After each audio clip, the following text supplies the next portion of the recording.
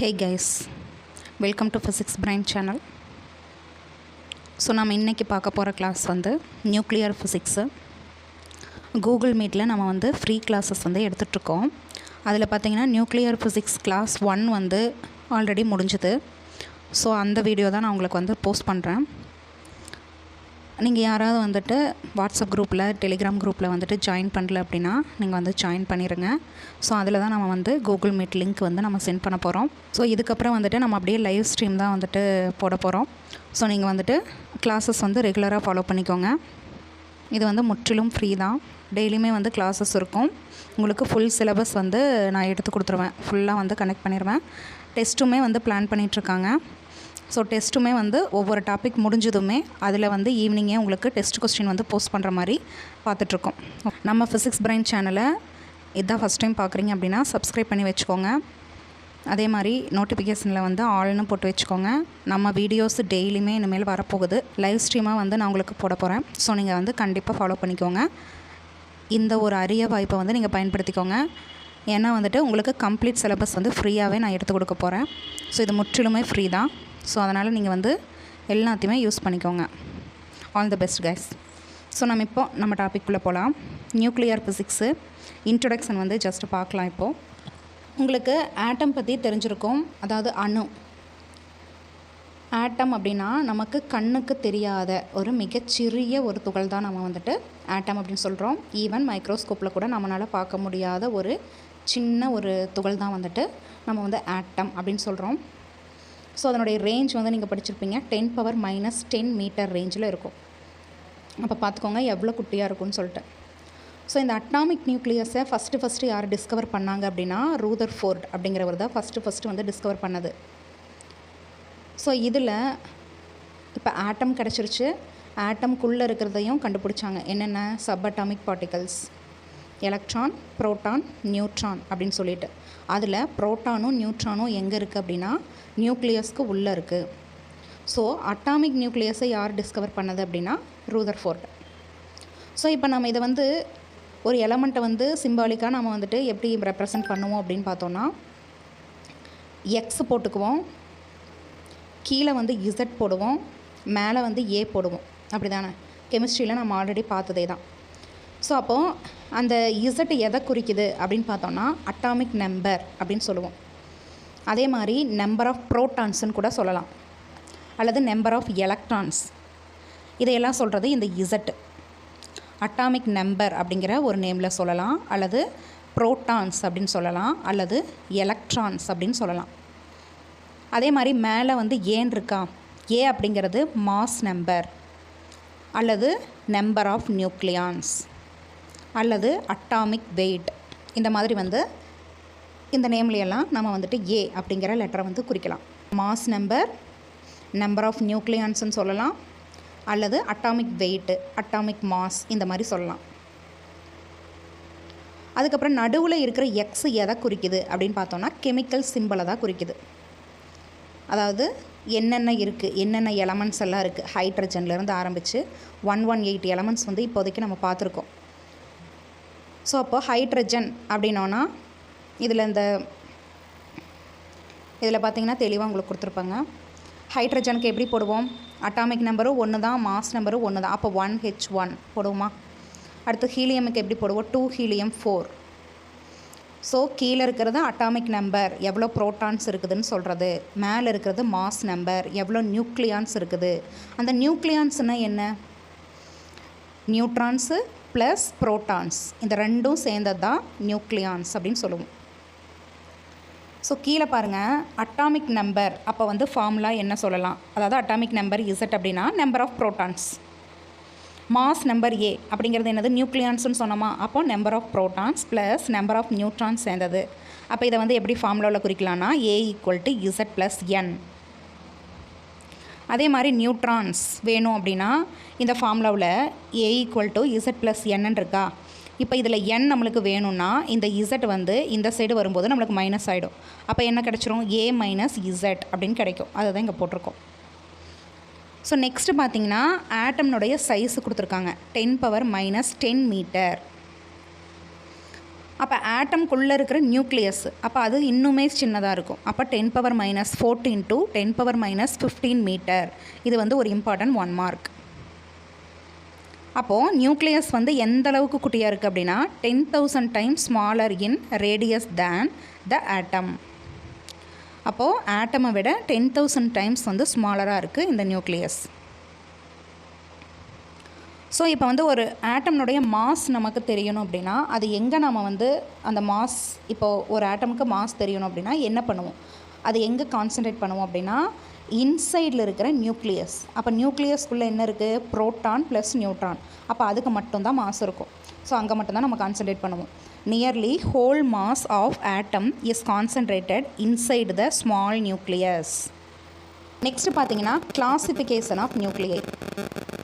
So classification of நியூக்ளியில் நம்ம வந்து isotopes, isobars, isomers, isotones, mirror nuclei இந்த மாதிரி வந்து நிறைய கிளாஸிஃபை பண்ணியிருக்காங்க. ஸோ இதில் ஐசோடோப்ஸ்னால் என்னது, nuclei with same Z but different A. அப்போது அட்டாமிக் இசட்னா என்னது, அட்டாமிக் நம்பர், ஏனா என்னது, மாஸ் நம்பர். அப்போது இந்த ஐசோடோப்ஸ் அப்படிங்கிறது, ஐசோடோப்ஸ்ன்னு நம்ம எதை சொல்கிறோன்னா கொடுத்துருக்கிற எலமெண்ட்டில் அட்டாமிக் நம்பர் எல்லாமே வந்துட்டு ஈக்குவலாக இருந்தது அப்படின்னாலும் மாஸ் நம்பர் எல்லாம் டிஃப்ரெண்ட்டாக இருந்ததுன்னா அது வந்து நம்ம ஐசோடோப்ஸ் அப்படிங்கிற லிஸ்ட்டில் வந்து சேர்த்திப்போம். இப்போ எக்ஸாம்பிள் பாருங்களேன், ஹைட்ரஜன் தான் கொடுத்துருக்காங்க. ஹைட்ரஜனுக்கு ஐசோடோப்ஸில் கொடுத்துருக்காங்க புரோட்டியம், டியூட்ரியம், டிரிட்டியம் அப்படின்னு சொல்லிட்டு. இதில் வந்து கீழே அட்டாமிக் நம்பரெல்லாம் பாருங்களேன், எல்லாமே 1 1 1ன்னு இருக்கும். மேலே பார்த்திங்கன்னா மாஸ் நம்பர் வந்து 1 2 3. அப்போது இது வந்து என்ன சொல்லுவோம், ஐசோடோப்ஸ்னு சொல்லுவோம். ஏன்னா சேம் இசட்டில் இருக்குது, டிஃப்ரெண்ட் ஏல இருக்குது, அதனால் வந்துட்டு இது வந்து ஐசோடோப்ஸ்ன்னு நம்ம சொல்கிறோம். இதுவே ஐசோபார்ஸ்னால் பாருங்கள், சேம் ஏ, அப்போ மாஸ் நம்பர் சேமாக இருக்கும், பட் அட்டாமிக் நம்பர் எப்படி இருக்குது, டிஃப்ரெண்ட்டாக இருக்குது. அப்போ கீழே ஒரு எக்ஸாம்பிள் பாருங்கள், ஆக்சிஜன் கொடுத்துருக்காங்க, நைட்ரஜன் கொடுத்துருக்காங்க. அதனுடைய மாஸ் நம்பர் எப்படி இருக்குது, சேமாக இருக்குது பாருங்கள், 16 16. பட் அட்டாமிக் நம்பர் வந்து டிஃப்ரெண்ட்டாக இருக்குது. இங்கே 8 ஆக்சிஜனுக்கு, நைட்ரஜனுக்கு வந்து 7. அப்போ இந்த மாதிரி இருந்ததுன்னா அது வந்து ஐசோபார்ஸ். ஐசோமர்ஸ் அப்படின்னா சேம் இசட்டாக இருக்கும், சேம் ஏவாக இருக்கும், அதாவது மாஸ் நம்பர். அப்போ கீழே பாருங்கள் 38 38, அதே மாதிரி 87 87 ஈக்குவலாக தான் இருக்குது. பட் இதில் வந்து என்ன மாறுதல் அப்படின்னு பார்த்தோன்னா மெட்டாஸ்டேபிள் ஸ்டேட்டில் இருக்குது. ஓகேங்களா, அதில் ஒரு இடத்துல வந்துட்டு என்ன பண்ணுவாங்கன்னா ஸ்டார் போட்டு கொடுத்துருப்பாங்க. ஓகே, அப்படி இருந்தது அப்படின்னா அது வந்து மெட்டாஸ்டேபிள் ஸ்டேட்டில் இருக்குது. அப்போது ரெண்டுமே சேம் தான், அட்டாமிக் நம்பரும் சேம், மாஸ் நம்பரும் சேம். அப்போ என்ன தான் டிஃபர் அப்படின்னு பார்த்தோன்னா எனர்ஜி ஸ்டேட்டு தான் டிஃபர். ஓகேங்களா, எக்ஸைட்டட் ஸ்டேட்டில் இருக்கலாம். அதே மாதிரி இன்டர்னல் ஸ்ட்ரக்சர் வந்து டிஃப்ரெண்ட்டாக இருக்கும். அதுதான் இந்த ஐசோமரில் டிஃப்ரெண்ட் பார்த்துக்கோங்க. நெக்ஸ்ட்டு பார்த்தீங்கன்னா ஐசோடோன்ஸ். சேம் நியூட்ரான் நம்பர் இருந்தது அப்படின்னா அதை வந்து நம்ம ஐசோடோன்ஸ் அப்படின்னு சொல்கிறோம். அப்போ மற்ற ரெண்டுமே டிஃப்ரெண்ட்டாக இருக்கும், different Z and A. Sodium, magnesium கொடுத்துருக்காங்களா, 11 23 12 24. அப்போது இதில் நியூட்ரான் கண்டுபிடிக்கணுன்னா என்ன பண்ணணும், இப்போது நம்மளுக்கு வந்து மாஸ் நம்பருக்கான ஃபார்முலா தெரியும், ப்ரோட்டான்ஸும் நியூட்ரான்ஸும் சேர்ந்ததுன்னா அப்போ n + இசட்னு நம்ம பார்த்தோம். இப்போ நம்மளுக்கு n தான் தெரியணும். அப்போ அதுக்கு ஃபார்முலா என்ன பார்த்தோம், a - இசட்னு பார்த்தோம். அப்போ ஏங்கிறது மாஸ் நம்பர் மேலே இருக்குது, இசட்டுங்கிறது அட்டாமிக் நம்பர் கீழே இருக்குது. அப்போது a - இசட்னா மேலேருந்து கீழே மைனஸ் பண்ணிங்கன்னா உங்களுக்கு நியூட்ரான் நம்பர் கிடச்சிரும். ஃபார்முலா தான் போடணுன்ட்டு இல்லை, நீங்கள் ஜஸ்ட்டு மேலேருந்து கீழே மைனஸ் பண்ணிட்டீங்கன்னா அது வந்து நியூட்ரான் நம்பர் அப்படின்னு ஞாபகம் வச்சுக்கலாம். ஸோ அப்போ 23 - 11 போட்டோம்னா 12, 24 - 12 போட்டோம்னாலும் 12. அப்போ பாருங்கள் நியூட்ரான் நம்பர் வந்து 12 12ன்னு ஈச் 12 இருக்கா, அப்போ அது வந்து சேமாக இருக்குது. இதை ஞாபகம் வச்சுக்கோங்க. மிரர் நியூக்ளியன்னு வச்சுக்கோங்களேன், அப்படியே வந்துட்டு மிரர்னால் என்ன பண்ணும், ரிஃப்ளெக்ட் தான் பண்ணும், அந்த மாதிரி தான். ஸோ அப்போ 2 எலமெண்ட் கொடுத்துருக்காங்க அப்படின்னா போரான் கார்பன்னு 2 கொடுத்துருக்காங்கன்னா அப்போ போரானுடைய ஏதோ ஒன்று கார்பனுடைய ஏதோ ஒன்றுக்கு ஈக்குவலாக இருக்கும், ரிஃப்ளெக்ட் பண்ணுதுன்னு அர்த்தம். ஸோ அப்போது அட்டாமிக் நம்பர் வந்து போரானுக்கு 5, இதை அப்படியே மாற்றி கொடுத்துருக்காங்க, நீங்கள் அதை மட்டும் செக் பண்ணிக்கோங்க. 5 கீழே வரணும், 11 மேலே வரணும். ஓகேங்களா, அப்போ அட்டாமிக் நம்பர் வந்து 5, இப்போது இங்கே என்ன பண்ணுறாங்கன்னா நியூட்ரான் நம்பர் கண்டுபிடிக்கணும்னா நம்ம என்ன பண்ணுவோம், மேலேருந்து கீழே மைனஸ் பண்ணோம். அப்போ 11 மைனஸ் 6 போடுங்களேன், 5ன்னு கிடைக்கும். அப்போது போரானுடைய அட்டாமிக் நம்பரும் கார்பனுடைய நியூட்ரான் நம்பரும் சேமாக இருக்குது, இன்டர்சேஞ்ச் பண்ணிக்கிச்சு. அப்போ இந்த டெஃபினேஷன் படித்து பாருங்களேன். The proton number Z and the neutron number N are interchange. ஓகேங்களா, அப்படி இருக்கும். And different by 1 unit are known as mirror nuclei. அடுத்தது பாருங்கள், நியூட்ரான் நம்பர் போரானுக்கு பார்த்தீங்கன்னா 6, 11 மைனஸ் 5 6. அதுவே கார்பனுக்கு பாருங்கள் அட்டாமிக் நம்பர் 6 தான் இருக்குது. ஸோ இந்த மாதிரி வந்துட்டு அங்கே ஒரு எலமெண்ட்டினுடைய அட்டாமிக் நம்பரும் இன்னொரு எலமெண்ட்டினுடைய நியூட்ரான் நம்பரும் சேமாக வந்தது அப்படின்னா அது வந்து மிரர் நியூக்ளியை. ஸோ இன்னொரு எக்ஸாம்பிள் கூட கொடுத்துருக்காங்க, சோடியம் கார்பனுக்கு, அதுக்கும் அதே மாதிரி தான் போட்டிருக்காங்க. ஓகேவா, 7 7 ஈக்குவலாக இருக்குது, அதே மாதிரி 6 6 ஈக்குவலாக இருக்குது. அதை நீங்கள் வந்து கரெக்டாக செக் பண்ணிக்கணும். நெக்ஸ்ட்டு பார்த்தீங்க அப்படின்னா நியூக்ளியர் ஸ்டெபிலிட்டி, அதாவது ஸ்டேபிள் நியூக்ளியஸை பற்றி தெரிஞ்சுக்கணும். கிட்டத்தட்ட 272 ஸ்டேபிள் நியூக்ளியை வந்து இருக்குது. இது வந்து ஒரு இம்பார்ட்டன்ட் 1 மார்க். அப்போ மற்றது எல்லாமே என்னவாக இருக்கும்னா அன்ஸ்டேபிளாக இருக்கும். 1 AMU equal to 1.66 into 10 - 27 kilogram. நாம் வந்து 931 மில்லி எலக்ட்ரான் வோல்ட் அப்படின்னு சொல்லிட்டு படிச்சிருப்போம்ல 1 AMU அப்படின்னா. அதே தான் கிலோகிராமுக்கு வந்து 1.66 இன்ட்டு 10 - 27 கிலோகிராம். ஸோ இந்த நியூக்ளியையில் நம்ம வந்துட்டு 4 விதமாக பிரிக்கலாம். Even nuclei, even odd nuclei, odd even nuclei, odd nuclei. இந்த நியூக்ளியை இப்படி பிரித்து நம்ம வந்து ஸ்டெபிலிட்டி செக் பண்ண முடியும். ஸோ இந்த ஈவன் எப்படி சொல்லலாம் அப்படின்னா, நம்ம எதை வச்சு சொல்லுவோம்னா நியூட்ரானையும் புரோட்டானையும் வச்சு தான் இந்த ஸ்டெபிலிட்டியை சொல்லுவோம். ஓகேங்களா, இப்போ ஸ்டெபிலிட்டி நம்ம கண்டுபிடிக்கணும் அப்படின்னா நியூட்ரான் புரோட்டான் ரேஷியோ வச்சு தான் நம்ம வந்துட்டு சொல்லுவோம். இதுவே ஒரு டிஆர்பி கொஸ்டின். ஸோ அப்போ இங்கே ஒரு எக்ஸாம்பிள் கொடுத்துருக்காங்க, சிலிக்கான் 28 14 அப்படின்னு சொல்லிட்டு.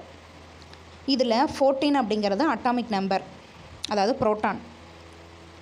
அதுவே நியூட்ரான் வேணும்னா என்ன பண்ணுவோம், 28 - 14 அப்படின்னு சொல்லுவோம். அப்போ அதுவும் 14 தான். அப்போது புரோட்டானும் 14 நியூட்ரானும் 14 அப்படிங்கும்போது ஈவன் நியூக்ளியை அப்படின்னு நம்ம சொல்லலாம். நம்ம டைரெக்டாக பார்த்து வந்து சொல்ல முடியாது, ஏன்னா டைரெக்டாக இருக்கிறது வந்து அட்டாமிக் நம்பர் மாஸ் நம்பர் மட்டும்தான் இருக்குது. பட் நாம் ஸ்டெபிலிட்டி கண்டுபிடிக்கணும்னா என்ன பண்ணணும், நியூட்ரான் புரோட்டான் ரேஷியோவில் தான் கண்டுபிடிக்கணும். அப்போ நியூட்ரான் வேணும், புரோட்டான் வேணும். புரோட்டான் இருக்குது, நியூட்ரான் வந்து நம்ம கண்டுபிடிச்சி போடணும். அப்படி தான் வந்து ஈவன் ஆட்னு கண்டுபிடிக்கணும். நெக்ஸ்ட்டு பார்த்திங்கன்னா ஈவன் ஆடுக்கு பெரிலியம் எக்ஸாம்பிளாக இருக்குது. பெரிலியமுக்கு அட்டாமிக் நம்பர் எவ்வளோ 4, அப்போ புரோட்டான் வந்து 4. அதுவே நியூட்ரான் வேணும்னா என்ன பண்ணுவோம், 9 - 4 5. அப்போ 5ங்கிறது ஆட் நம்பர், 4ங்கிறது ஈவன் நம்பர். அப்போ ஈவன் ஆடு நியூக்ளியை. நெக்ஸ்ட்டு ஆட் ஈவன் அப்படிங்கிறது பாருங்கள், லித்தியம் எக்ஸாம்பிளாக கொடுத்துருக்காங்க. 3 புரோட்டான் அப்படிங்கிறது இங்கே வந்து 3. அப்போ 3ங்கிறது என்னது, ஆட் நம்பர். அதுவே 7 - 3னா 4. அப்போ அது வந்து ஈவன் நம்பர். அப்போ odd even nuclei example. Next odd அப்படிங்கிறது 7 நைட்ரஜன் 14. அப்போ 7ங்கிறது புரோட்டானு, 14 - 7 அப்படிங்கும்போது 7ன்னு கிடைக்கும், அது வந்து நியூட்ரானு. அப்போது புரோட்டானும் 7 தான், நியூட்ரானும் 7 தான், ரெண்டுமே odd numbers. So odd nuclei. So stability கண்டுபிடிச்சாச்சு. அதில் எது அதிகமான ஸ்டேபிளாக இருக்குன்னா ஈவன் நியூக்ளியை தான் ஸ்டேபிளாக இருக்கும்.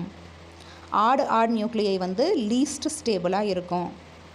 இந்த ஸ்டெபிலிட்டி நம்ம எப்படி கண்டுபிடிப்போம் அப்படின்னு பார்த்தீங்கன்னா நியூட்ரான் புரோட்டான் ரேஷியோவில் நம்ம கண்டுபிடிக்கிறோம். லைட்டர் நியூக்ளியை எலமெண்ட்ஸ் எல்லாம் நம்ம எப்படி கண்டுபிடிக்கலாம் அப்படின்னா, அட்டாமிக் நம்பர் 20 விட கம்மியாக இருந்துச்சு அப்படின்னா அது எல்லாமே லைட்டர் நியூக்ளியை லிஸ்ட்டில் சேர்ந்துடும். ஓகேங்களா, அதுவே 20 விட அதிகமாக இருந்தது அப்படின்னா இசட்டு அட்டாமிக் நம்பர் எல்லாமே 20 விட அதிகமாக இருந்துச்சு, 21 22 அந்த மாதிரி, அது எல்லாமே ஹெவியர் நியூக்ளியை லிஸ்ட்டில் போயிடும். நெக்ஸ்ட்டு பார்த்திங்கன்னா சேஃப் ஆஃப் நியூக்ளியைக்கு ஷேப்ஸ் வந்து இருக்குது. ஒரு நியூக்ளியஸ் ஸ்பெரிக்கலாக இருக்கலாம், அல்லது ஆப்லேட்டாக இருக்கலாம், அல்லது ப்ரோலேட்டாக இருக்கலாம். ஸோ ஸ்பெரிக்கல் நியூக்ளியஸுக்கு குவாட்ரபோல் மொமெண்ட் எப்படி இருக்கும் அப்படின்னா Q = 0. அதுவே ஆப்லேட்டுக்கு குவாட்ரபோல் மொமெண்ட் எப்படி இருக்குன்னா நெகட்டிவ், Q < 0. ப்ரோலேட்டுக்கு எப்படி இருக்குன்னா Q = பாசிட்டிவ், Q < 0. அப்போ ஸ்பெரிக்கல் அப்படின்னா q ஈக்குவல் டு ஜீரோனோம்னா அது ஸ்பெரிக்கலி சிமெட்ரிக் அப்படின்னு சொல்லிக்கலாம். ஆப்லேட்டுக்கு அதர் நேம்ஸ் கூட கேட்பாங்க. ஸ்பெரிக்கல் ஃப்ளாட்டன்டுன்னு சொல்லலாம், அல்லது பம்கின் ஷேப்டுன்னு சொல்லலாம். ப்ரொலேட்டுக்கு வந்து எலாங்கேட்டட்னு சொல்லலாம், அல்லது எக் ஷேப்டுன்னு சொல்லலாம்.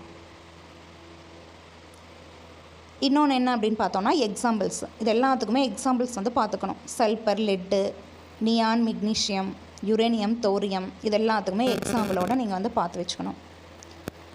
ஸோ இந்த குவாட்ரபோல் மொமெண்ட் வந்து 0 அப்படின்னா நம்ம ஸ்பெரிக்கலி சிமெட்ரிக்னு சொல்லிட்டோம்.